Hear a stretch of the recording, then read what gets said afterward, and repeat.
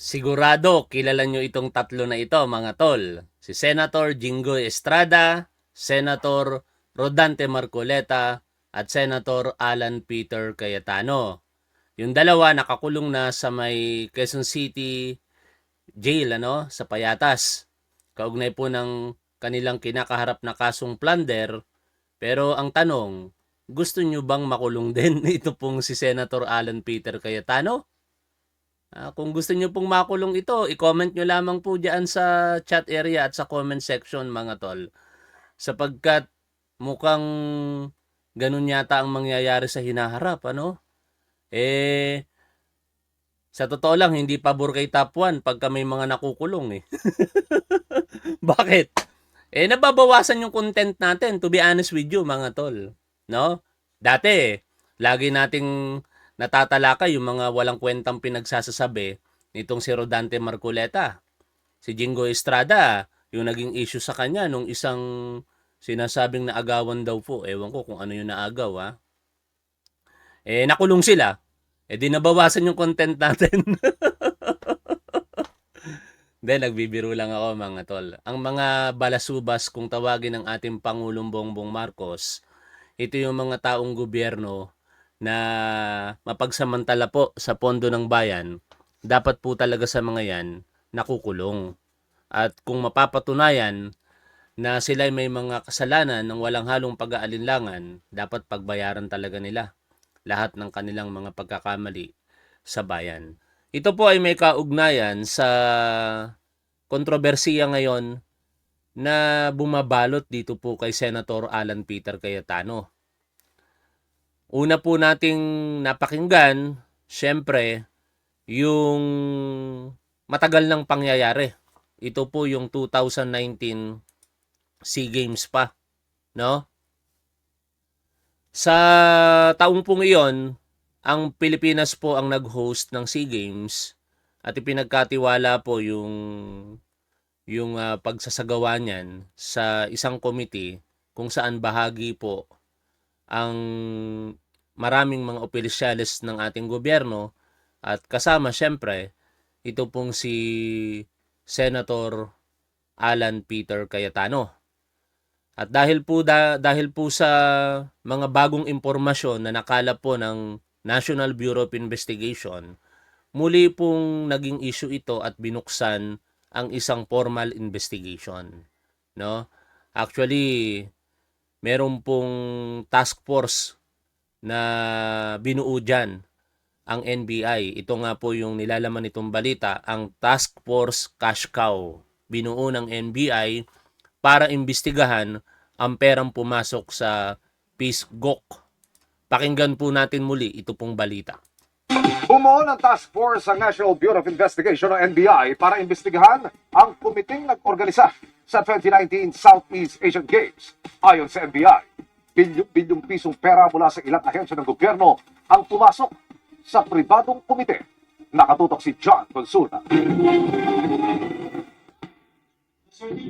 Binansagang Task Force Cash Cow ang grupong binuo ng National Bureau of Investigation o NBI para mag-imbestiga sa nag-organisa sa 2019 Southeast Asian Games, ang Philippine Southeast Asian Games Organizing Committee o PhilGOC. Base umano sa mga nakalap na dokumento ng NBI, bilyong-bilyong pisong pera ng gobyerno ang pumasok sa PhilGOC mula sa ilang ahensya ng pamahalaan. Task Force Cash Cow, no? At it will be composed ng PCP, Public Corruption Division, Special Action Unit, and of course the Office of the Director. Our initial findings, merong 6.7 billion na pinadala ng government funds coming from the government funds going to PhilGOC, yung sa PhilGOC, no? Galing sa DBM, NFS-DBM, galing sa POC and PSC, so we'll also ask POC and PSC on this matter. Pero paniwala ni NBI Director Melvin Matibag, posibleng mas lalaki pa ang pondong kanilang kailangan tingnan kapag isinama na ang pondong pumasok sa PhilGOC na galing sa pribadong sektor. Baka more than 10 billion pa nga lalabas to after doing all the investigations. We're looking on BIR records. We will ask the assistance of COA And of course yun nga yung sa SEC. Doon sa mga submission they have to submit audited financial statements because they're registered under the SEC law. Sinusubukan pa namin kunan ng pahayag ang Philippine Sports Commission, Philippine Olympic Committee at ang Budget Department kaugnay sa ikinasang investigasyon ng NBI sa naging aksyon ng kanilang mga ahensya noong 2019 SEA Games. Panahon po ito ng Duterte administration. Wala namang pong tinumbok na pangalan dyan, partikular sa mga senador, itong NBI. Kaso lang, ang pumiyok, si Senator Alan Peter Cayetano, yung kapatid niyang si Pia Cayetano at si Robin Padilla. Mas maingay si Alan Peter Cayetano kasi parang naging battleground niya at ipagtanggol yung kanyang sarili sa mismong impeachment trial or impeachment court, Doon nagsalita silang tatlo na ang layo naman po doon sa kasalukuyang dapat nilang ginagawa dyan sa impeachment trial. Pero ganun pa man, pinagbigyan sila kasi siyempre senator judge naman sila no? Kaya nakakuha po sila ng panahon, napakahaba nga yung mga oras o panahon na ibinigay sa kanila, ilang minuto yung pagsasalita nilang tatlo dyan. Si Pia, si Alan Peter at ito pong si Robin Padilla.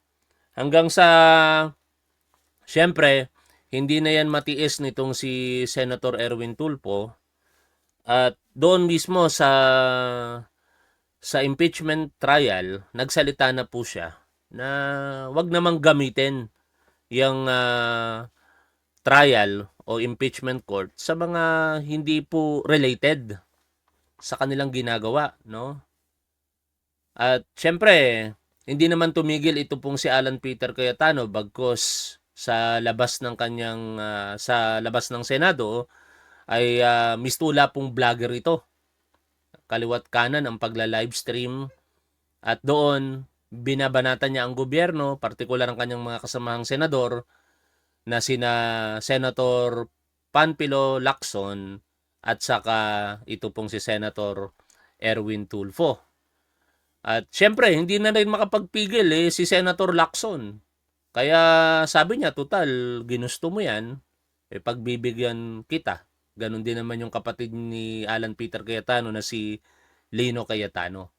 Yung dalawa ngayon na yan, ang nagkakaroon ng pag-uusap sapagkat sa paniniwala kasi ni Lino Cayetano, meron talagang mga ghost projects diyan po sa City of Taguig, Kaya willing siyang partikular na tumestigo sa magaganap na Blue Ribbon Committee hearing kaugnay po ng flood control project controversy.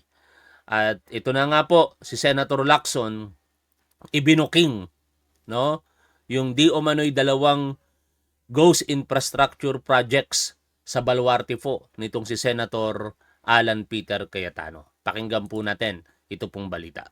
Tila tinuluyan na ni Senador Panfilo Lacson si Senator Alan Peter Cayetano.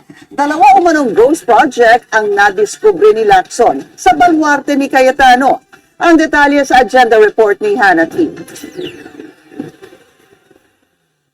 May hindi bababa sa dalawang pinaghihinalaang ghost infrastructure project sa Taguig City. Ito ang ibinunyag ni Senator Ping Lacson. Patuloy niyang sinusuri ang umano'y 6.79 billion worth of budget insertions na iniuugnay kay dating Senate President Alan Peter Cayetano. Ayon kay Lacson, nakapagdokumento na ang grupo niya ng hindi bababa sa dalawang case studies. Kapansin-pansin din umano ang dami ng mga slope protection at drainage project na karamihan ay nagkakahalaga ng tig 100 million. Pinagsama-sama, umaabot ang mga ito sa halagang 2.085 billion. Una nang ibinahagi ni Lacson na ilan sa mga proyektong sinusuri nila ay kinasasangkutan daw ng mga kumpanyang pagmamay-ari ng pamilya Diskaya. Pero ipinatupad ng ibang contractor sa ilalim ng isang 5% royalty scheme. May mga kahalintulad din daw na proyektong naigawad sa Top-Notch Catalyst Builders, isa sa mga kumpanyang binanggit ni PBBM noong nakaraang taon bilang kabilang sa mga nangungunang flood control contractor.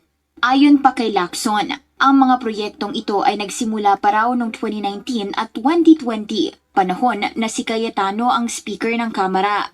Nako, no?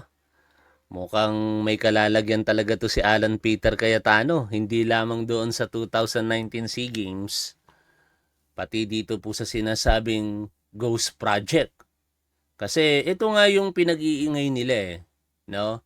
'Di ba ayaw nilang palampasin si dating Speaker Martin Romualdez dahil siya daw po yung pinuno ng House of Representatives. Kaya ngayon, bumabalik sa kanila yung diskarte na pag-aakusa.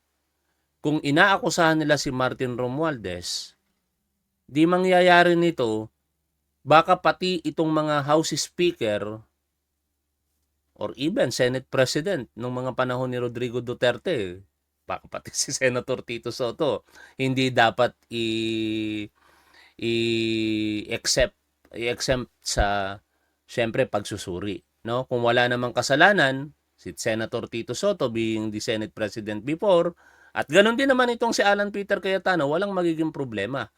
Kaso lang, magkaiba yung sitwasyon eh. Kay former Senate President Tito Soto, walang nakikitang anomalya. So pero dito meron eh. Ito na nga, binubunyag na po ni Senator Ping Lacson. Tapos mukhang sususugan pa ito ng testimonya ng mga nakakalap na testigo nito pong si Lacson. At ang very interesting dito ay yung malayang pagbibigay ng kooperasyon ng kapatid nitong si Alan Peter na si Director Lino Cayetano.